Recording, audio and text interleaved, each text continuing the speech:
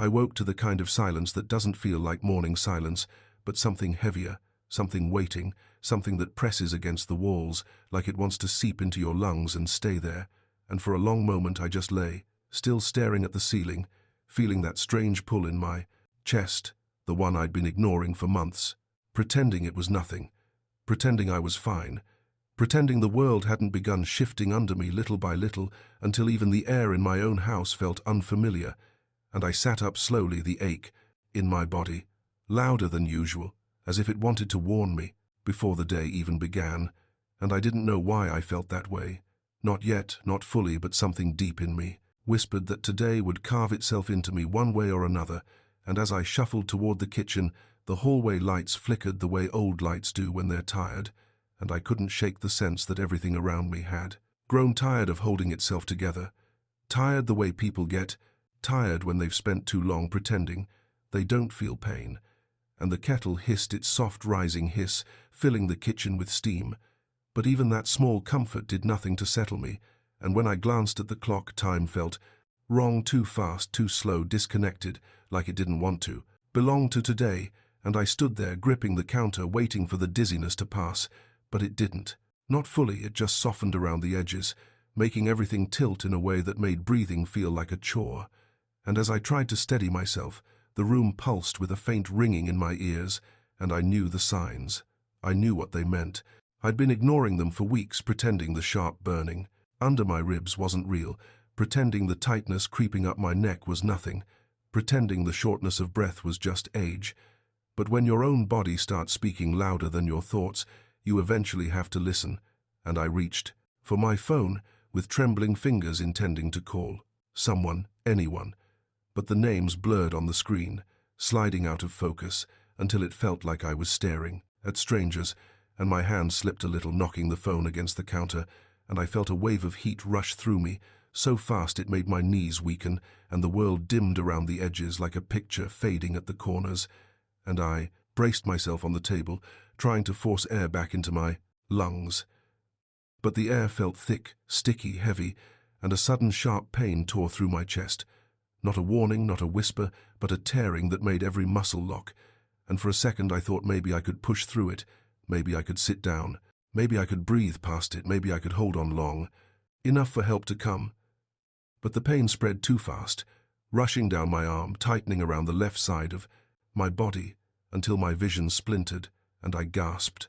But the breath didn't come, not fully, not cleanly, and fear burst inside me, raw and violent, because I knew then I wasn't just unwell, I was slipping, and the house felt too big, suddenly too empty, the quiet echoing like a taunt, like a reminder that no one was coming, no one knew, no one was here, and I tried to call out, but my voice cracked into nothing, and the floor swayed under me, and every heartbeat sounded wrong, not steady, not familiar, but chaotic, like my heart was sprinting and stumbling at the same time, and I felt my legs give way, half collapsing into the chair, half sliding toward the floor, and the terror surged, sharp and cold, because I had felt fear before plenty of times, but never the kind that crawls up your spine and whispers, "This may be the last thing you ever feel." And I forced my shaking hand toward the table, trying to grab my phone again, but my fingers wouldn't obey. They wouldn't close, wouldn't hold, and the screen lit up briefly with a notification, the bright glow cutting through the dimness, and for a second I thought I could reach it, but the pain seized again, fierce, brutal, doubling me over, and the breath in my throat thinned into something fragile and breaking, and I whispered a name without meaning to the name of the person I had always assumed would show up if I needed them, the person I helped raise, the person I trusted to care, the person I thought would notice if I vanished from the world for even a single day. And in that dizzy, flickering moment I realized the truth that had been circling me for months, that I was alone, not because I chose to be, but because life had quietly rearranged itself without telling me, and the people I once relied on no longer looked in my direction, and I felt something cold settle into me, colder than the pain, colder than the fear, colder than the dimming edges of my vision, the understanding that if this was it, if this was the end, if my breath stopped here on this floor, I would not be found by the one I thought would care. I would not be held or comforted or remembered in the way people promise they will remember you. And the room blurred again, shrinking and expanding, and I clung to the edge of the chair, desperately trying to stay upright, trying to stay conscious, trying to give myself one more minute, but the strength seeped out of me like water draining from cupped hands, and the peteling. The last thing I felt before the darkness pulled everything down was the sting of betrayal, sharper than the pain, sharper than the fear, sharper than the failing heartbeat inside my chest, the knowledge that when I needed them most, they were nowhere, and I was slipping out of the world in a silence that no one would notice. The pain didn't release me when I came back to myself. It only changed shape, turning into a deep, dragging heaviness in my limbs, as if the floor had grown hands and was pulling me down inch by inch, and for a long moment I couldn't tell if my eyes were open or closed, because everything looked grey, washed out, blurred, like the world had forgotten to finish forming around me, and the only sound I could hear was my own uneven breathing, scraping in and out of my throat like gravel, and I tried to move, tried to shift even a little, but the moment I tensed my muscles, a hot, burning pain shot through my chest, making my vision flash white, and I lay there gasping like a fish caught too far from water. The fear returned hard and fast, not the sharp panic from before, but a cold, dense dread that settled under my ribs because I understood what my body was telling me. If I didn't get help soon, I would not stand again. I would not get up. I would, to not survive this. And with that realization came another softer, crueler truth. No one knew I was here. No one knew I had collapsed. No one was coming, and I forced my arm forward inch by inch, dragging my hand across the floor, searching for the phone I'd dropped, but my fingers scraped against empty wood, and each movement felt heavier than the last, like lifting stone with trembling bones, and I blinked hard, trying to clear the blur from my vision, and that's when I saw it, the faint glow of the phone screen lying just out of reach, pulsing with a new notification, the light reflecting off the floor like a tiny, cruel reminder of how close safety was and how far my failing body was from reaching it.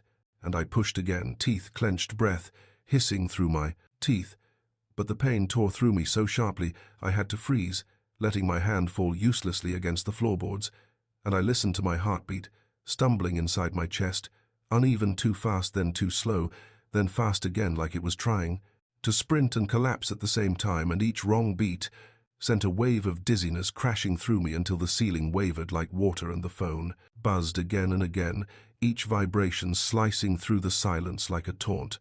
And I stared at it, wishing the sound meant someone cared. Someone was checking, someone had noticed my absence, someone was asking if I was all right. But deep down, I knew exactly what those notifications were. They weren't. From the person, I needed the person who promised to be family, the person who should have shown up long before this. They were just the usual noise reminders, bills, automated messages, the kind of things that fill a phone when life moves on. Without you, and a bitter tightness pulled at my throat, making it even harder to breathe because I had spent years giving everything I had to my family, loving them, supporting them, showing up for every milestone, every heartbreak, every need. And yet here I was, lying on the floor, dying slowly and quietly, and the person I had done the most for hadn't even bothered to check, hadn't called, hadn't visited, hadn't listened when I said I hadn't been feeling well for weeks, and the weight of that realization hurt more than the pain in my chest. And I remembered the last conversation I'd had with them, remembered how rushed they sounded, how distracted, how eager to get off the phone, remembered how they said they'd drop by soon, how they said they cared, how they said, I wasn't alone, but words mean nothing when a body is failing, and no one shows up, and another wave of heat rolled over me, sweat sliding down my temples as the panic tried to take hold again, but I fought it back, using what little strength I had left, because panic would steal the last bits of clarity from me, and I needed to stay clear. I needed to think I needed to survive, and I focused on breathing one broken inhale at a time, even though each one felt like dragging fire into my lungs, and I whispered, please, not to anyone in particular, not even consciously, just a quiet plea to keep my eyes open, to keep my heart beating, to keep my mind awake long enough to reach help, and then faintly through the ringing in my ears I heard something, the faint, dull sound of footsteps outside, or maybe it was the wind, or maybe it was just the blood rushing in my head, but hope flickered weakly inside me enough that I tried again to reach the chair leg, pulling myself a little closer to the table, and the phone and the effort sent fire ripping down my side, but this time I didn't stop. This time I let the pain roll through me, because the alternative was lying still and waiting for the darkness to finish swallowing me. And when my fingertips brushed the table leg, I almost cried from relief, but I didn't have the breath for crying. I barely had the breath for existing, and I pushed again, hooking my fingers around the wood, dragging myself another inch before my strength gave out completely and the world tilted again, rolling sideways until all I saw was the blur of the room bending around me, and I felt myself slipping deeper, this time faster, this time, like the darkness had found its grip again and wasn't going to loosen. And I whispered their name again, the person I loved, the person I trusted, the person who should have been here but wasn't. And I felt a hollow ache inside me deepen, because love unreturned feels a lot like dying too. And I tried to hold on, tried to force my eyes open, tried to force my hand forward one more time, but my body refused, and the floor seemed to pull me under gently, almost softly, like sinking into a deep, cold sea.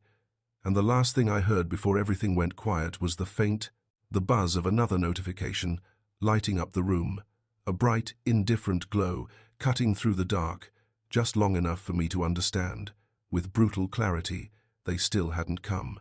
The darkness didn't lift. This time it throbbed, pulsed, pressed like something with weight and teeth, and I floated somewhere under it, too far from the surface to fight my way up, but not far enough to stop feeling the pain crawling across my chest and down my arm in hot, heavy waves. And for a long time, I didn't know if I was breathing or if my mind was just pretending to keep me calm while my body failed. And then voices drifted through the fog, faint, muffled, not real, or maybe real but distant, like they were coming from another room, another life, another world.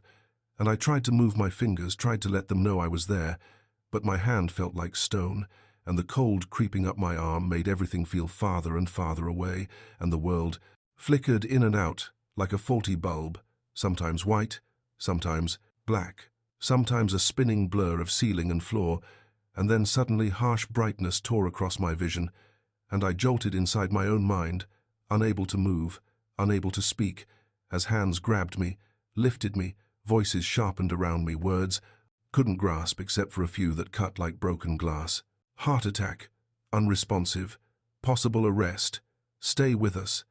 And the brightness kept widening, stretching until it swallowed the dark, and I realized my body was being moved, not by me but by strangers, my limbs hanging, heavy, useless, and the cold that had started in my chest now dug into my spine like ice water, and the pain flared again so violently, would have screamed if my mouth could open, but all that came out was a thin, broken sound, swallowed immediately by the noise around me, and someone said, "Their family isn't here," and that sentence fell like a stone into the pit of me, because even in this half-dead world where everything flickered and warped, I understood that part, perfectly understood it more clearly than the pain I was drowning in.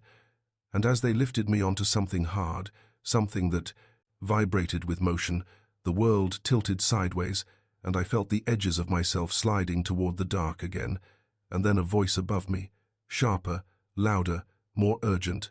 "Stay awake, stay awake. Can you hear me? Squeeze my hand. Squeeze if you can hear."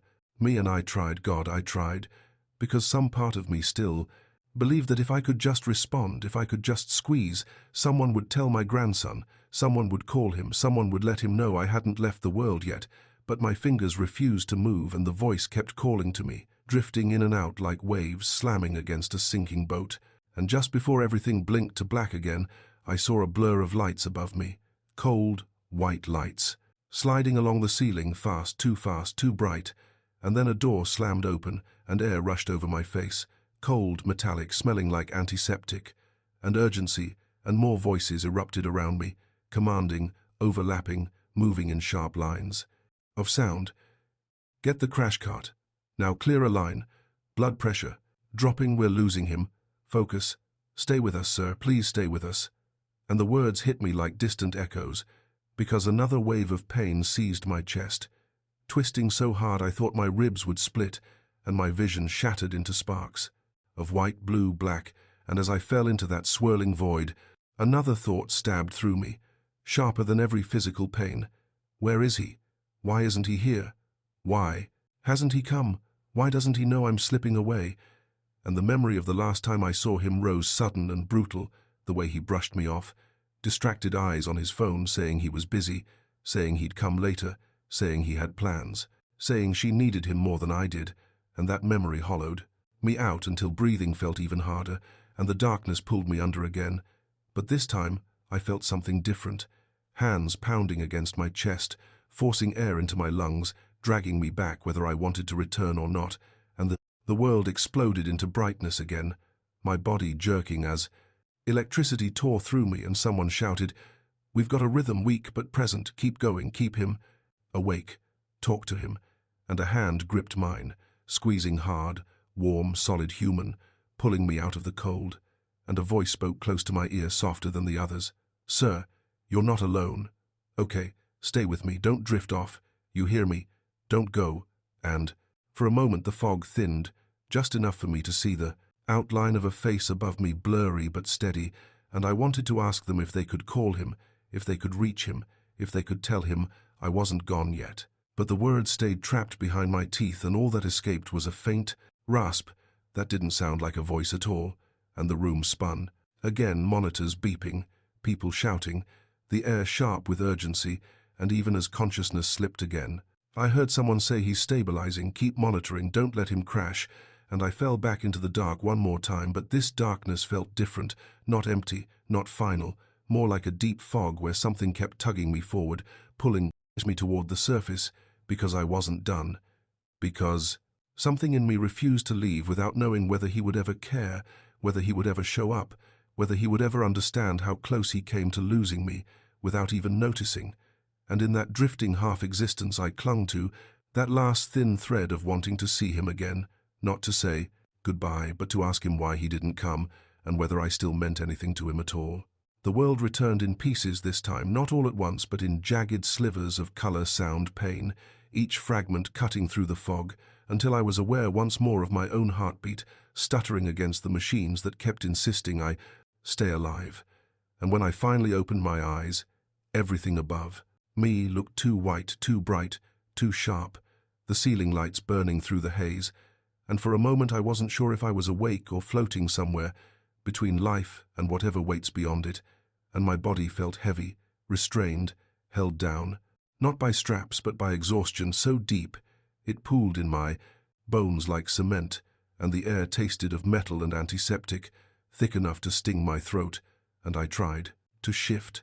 But the movement sent a warning shot of pain across my chest, reminding me immediately of why I was here, why my lungs felt bruised, why the room hummed with quiet, frantic urgency, and a voice appeared somewhere to my left, gentle, steady, trained in the art of coaxing, the dying back toward the living.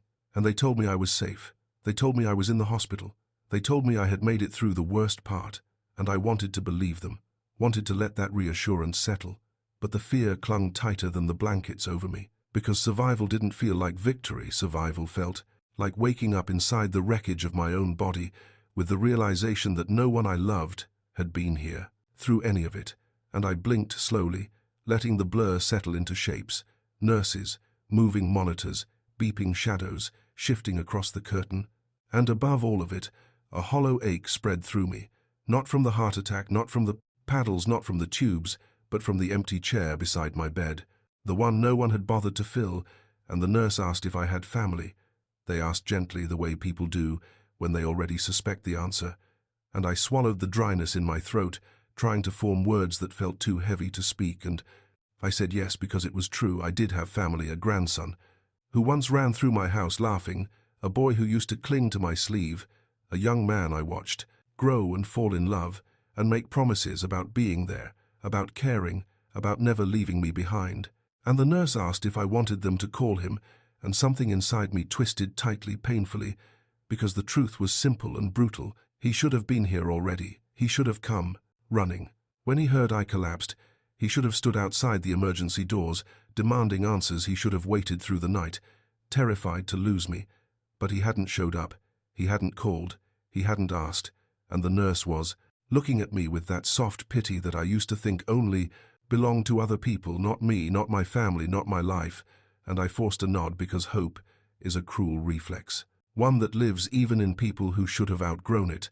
and the nurse stepped out to make the call, leaving me alone with the sound of my heartbeat, slow, fragile, uneven. And as I lay there staring at the ceiling, another memory hit me. Unbidden, the last holiday we spent together, the way he came in, distracted, checking his phone constantly, laughing at messages sent by the woman he married, the woman who treated me like background noise, the woman who never asked how I was, who never noticed when I grew weaker, thinner, quieter, and I remembered the comment she made that night, a half laugh, half sigh, about how she didn't understand why people wasted time visiting old relatives when there were better things to do, and he laughed with her, not cruelly but carelessly, the way people laugh when they forget someone in the room still has a beating heart. And the nurse came back moments later, her expression too carefully neutral to be anything but bad news, and she told me he didn't answer. She told me they left a voicemail. They told me they'd try again later, and the shame burned inside me, not because he hadn't come, but because a piece of me had hoped he would, hoped that maybe I still mattered, hoped that maybe the brush with death would pull him back to me the way danger sometimes pulls people, toward the ones they love, and I felt the exhaustion pull at my eyelids again, not the life-ending kind, this time, but the kind that comes from carrying too much disappointment on a body already cracked and bruised. And as I drifted somewhere between waking and sleeping, the voices outside my room blurred together until they were nothing but muffled noise, and for a few minutes I let myself imagine he would rush through the door breathless, apologizing, holding my hand the way he did when he was small, promising he was here now, promising he wouldn't leave, promising I wasn't alone. But the door never opened, and when the nurse returned hours later to check my vitals, I saw it then, the glow from my phone on, the bedside table blinking with new notifications, and she asked gently if I wanted her to read them aloud, but I shook my head because I already knew what they were. I knew the difference between love and negligence, between loyalty and convenience. And when she finally left the room, I reached for the phone myself, my fingers clumsy, shaky, but determined. And when the screen lit up, the truth hit me with such force I had to squeeze my eyes shut, to keep the pain from spilling over. They weren't messages from him. They weren't missed calls. They weren't apologies or concerns or questions about whether I was alive. They were photos. Photos posted, publicly, photos, shining with laughter and lights and music. Photos of him and his wife and their friends at some party, smiling like nothing in the world had gone wrong, like no one they loved was lying in a hospital bed fighting to stay alive, and the caption said something about living your best life, something about nights you never forget, something about being surrounded by people who matter. And I stared at those words, feeling my heart crack in a way. No, the doctor could fix, because the truth wasn't that he hadn't come. The truth was harsher, colder, crueler. He hadn't even noticed. I was gone. The hours after seeing those photos carved something out of me, something I didn't know could still be taken, and I lay there staring at the ceiling while machines kept time for a heart that no longer knew what it was beating for, and every $. Now and then the door would open with nurses checking lines, adjusting numbers, offering practiced kindness, but none of it eased, the weight pressing down on my chest heavier than the pain that brought me here, because that kind of hurt doesn't come from the body, it comes from realizing you have been grieving someone who is still alive, someone who once loved you, someone you once believed you mattered to, and the ache of that truth spread through me, slow and cold like water, seeping under a locked door, and I turned my head toward the window, watching the sky shift from afternoon to dusk, the colors melting together without sound, and I felt the world move without me, the same way he moved without me, the same way he celebrated without me, the same way he lived an entire night without a single thought that I might be lying on the edge of death. And as the room dimmed, the nurse returned, adjusting the light beside my bed, speaking softly about rest and recovery, healing, and all I could think was that physical healing means nothing when the wound is not in the flesh but in the faith you once had in someone who no longer sees you. And after she left, I tried to close my eyes, but sleep wouldn't come. It hovered just out of reach like everything else in my life lately, and my mind kept circling the same question, the one that had burned through me long before the heart attack. Why did he stop caring? And maybe the answer Didn't come all at once, but in pieces like shattered glass, reflecting back moments I hadn't wanted to examine, how she pulled him away slowly, subtly, how she became the voice he listened to, how he began forgetting the promises he made, how he drifted toward a life that didn't have room for me, and maybe I told myself it wasn't intentional. Maybe I convinced myself he was just busy, overwhelmed, distracted, and maybe I clung to that belief far longer than I should have, because it was easier than admitting the truth that sometimes people stop loving you not because of anything you did, but because your presence no longer fits the world they want to live in. And that realization settled into me like dust into old cracks, soft, quiet, undeniable. And sometime after midnight the room grew colder, and the monitor hummed softly, and I lay there feeling the weight of the empty chair again, pressing like a hand against my throat, and I wondered if this was the kind of loneliness that kills people. Not the heart attack, not the collapse, but the understanding that the people you love most have already let go of you long before your body gives out. And as my breath steadied into a slow, uneven rhythm, I heard soft footsteps in the hallway. Not urgent, not frantic, just slow, like someone unsure whether they belonged here. And I didn't turn my head, not yet, because hope had already betrayed me once today, and I wasn't sure I had enough strength left to let it betray me again. And the footsteps stopped outside my door, paused long enough to make my breath hitch, and when the handle turned, I felt a surge of fear. Not of death, not of pain, but of disappointment, the kind that crushes more completely than any illness. And the door opened just a sliver, letting in a faint yellow glow from the hallway, and a quiet voice whispered my name, hesitant, trembling like someone trying to remember how to say it. And slowly I turned my head, expecting a nurse. Another check, another false alarm. But it wasn't a nurse. It was him, my grandson, standing in the doorway, looking smaller than I remembered, looking unsure, looking broken, in a way I had not seen since he was a child, holding a scraped knee and trying not to cry. And for a long moment he didn't move, and neither did I. We just stared across the space that had grown between us over months, years, maybe longer. When he finally stepped inside, his hands were shaking, his face blotchy like he had been crying or running or both, and he whispered again, softer this time. I didn't know. I swear I didn't know. And something in my chest twisted painfully because part of me wanted to believe him, wanted to take his words and hold them tight like a bandage over a wound.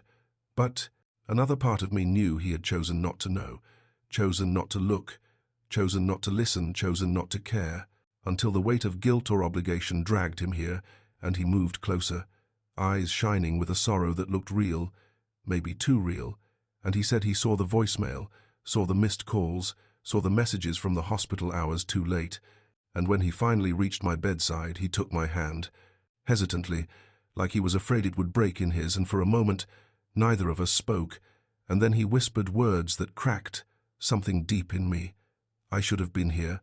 I don't know what's wrong with me. I don't know why I didn't come sooner, and I felt hot tears gather in the corners of my eyes, not because his apology erased the hurt, but because hearing it made the hurt sharper, more human, more unbearable. And he held my hand tighter, saying he was sorry, saying he had been stupid, selfish, thoughtless, saying he didn't realize how sick I was, saying he thought he had more time, and the machines kept beeping. The same steady rhythm, but something in me softened just a little. Not forgiveness, not yet, maybe not ever, but a small loosening of the knot that had been choking me since the floor of my home swallowed me whole. And I looked at him, really looked at him, at the guilt in his eyes, the fear, the regret, the sudden recognition of what he almost lost, and I felt my voice return in a whisper, thin and cracked. You weren't there. And he bowed his head, pressing his forehead against my hand, whispering, I know, I know, I know, over and over, like he was praying to undo something that could never be undone. And in that quiet, dim hospital room with night curling against the windows, I understood something painful and true. He hadn't stopped caring. Completely he had stopped noticing, and neglect can hollow someone out more thoroughly than hatred ever could. And as he stayed beside me, head down, breath trembling, I knew this moment wouldn't erase the ache he caused, it wouldn't fix the absence, it wouldn't undo the betrayal, but it was something, a beginning, maybe a crack of light after days of darkness. And for the first time since the heart attack, I felt my chest loosen just enough to let in a fragile, uneven, Breath, because even broken love, when it returns, still feels like a kind of miracle. The night stretched long after he arrived, sitting there hunched beside me, gripping my hand like it was the only thing keeping him from collapsing, and I watched him through half-closed eyes, studying the tremor in his fingers, the shake in his voice, the way he couldn't stop wiping at his face as if shame itself was something he could scrub off, and each breath I took felt like it was scraping through memories, years of birthdays, dinners, phone calls, small conversations that used to warm the corners of my life before everything slowly thinned into silence and absence, and I wondered how long he had been drifting, without realizing he was drifting, how long he had convinced himself I was fine, that I didn't need him, that old people don't break. Suddenly they fade slowly enough for others to look away and pretend they don't notice, and he kept whispering apologies over and over, tripping on the words as if they were sharp in his mouth, and I held his hand because my strength was draining too fast to do anything else, and because despite everything, despite the hurt and the clear undeniable truth that he had not been there when I needed him most, was still family, still the boy who once used to curl up beside me on the couch, still the boy I once carried on my shoulders while he giggled in my ear. And that memory tilted painfully inside me, reminding me that love doesn't disappear cleanly, it erodes in layers, leaving behind pieces that still pulse with warmth, even when the surface has gone cold. And as the monitors hummed and beeped around us, I could feel exhaustion tugging at the edges of my mind, soft, persistent like a tide coming in to claim what little clarity remained, and the room blurred at the edges. But I kept my gaze on him because I wanted to understand this moment, wanted to see the truth in it. Was this guilt, a flicker, or a spiria?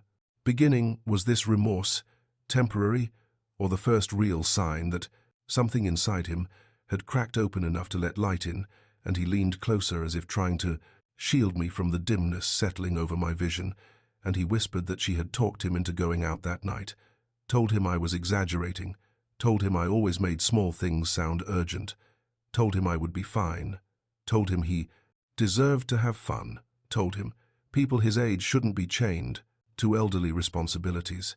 And hearing those words sent a cold ache through me, because they were not new. They were echoes of every quiet shift, every distancing, every moment when she tightened her grip on his attention until he saw me only in his periphery, and then slowly not at all. And he said he believed her, he admitted it quietly, voice cracking like the confession itself was tearing something. Inside him he believed what she said because it was easier than thinking for himself, easier than facing how he had been pulling away, easier than admitting he was choosing comfort over connection. And he said he didn't even look at his phone that night, not once, not even out of habit. And that truth hit me harder than any physical pain, because it wasn't malice that kept him away. It was indifference, a kind of negligent forgetting that leaves deeper scars than outright cruelty.